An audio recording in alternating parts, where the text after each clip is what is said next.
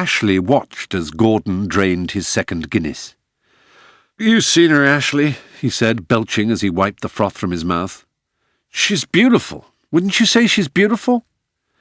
"Very beautiful indeed, Gordon," said Ashley, who possessed several very old Greek textbooks that he considered infinitely more exciting. "Sides," Gordon continued, "where I come from, you don't marry out. You just don't do that. It's wrong." Rufus was glowering into a pint of Directors that he had already chased with 3 triple whiskies. "Marry out? What's that mean when it's at home?" "Gordon and Portia are Jewish," Ashley explained. "It isn't done to marry outside the faith." "I'm a Catholic," said Rufus. "It's the same with us." "And she won't look at me," said Gordon. "She won't fucking look at me. You know what I'm saying?" "You're saying she won't look at you?" said Rufus. "Right, you got it. Won't look at me." "I see. That must piss you right off." "Piss me off is right." "It would piss me off too, I can tell you." Ashley was pleased to see Gordon and Rufus relaxed with each other, but he dreaded having to cope with 2 drunks.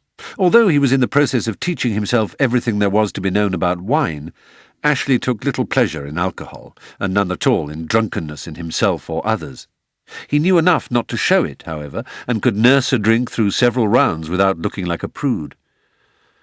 "So what exactly happened, Rufus? You say Leclerc was dead when you returned."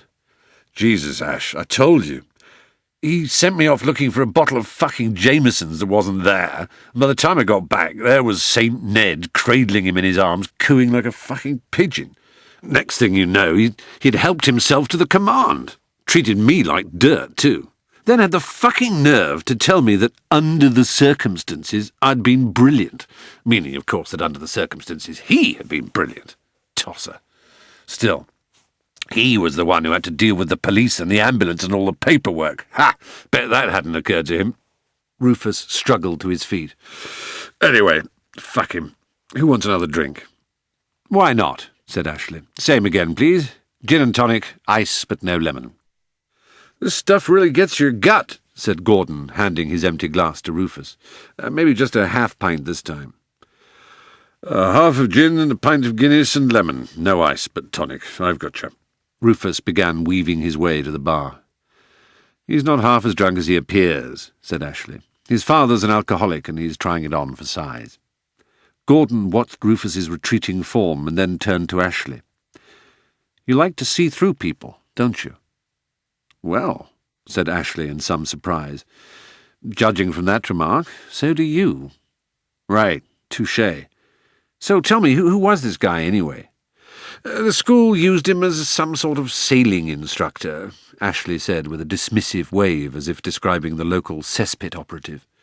"Those who sailed were very fond of him in that insufferably matey way that the yachting fraternity adopt. He was endlessly organising trips in the holidays for boys who could afford it, or cared to busy themselves with an occupation so imponderably tedious," Ashley added quickly.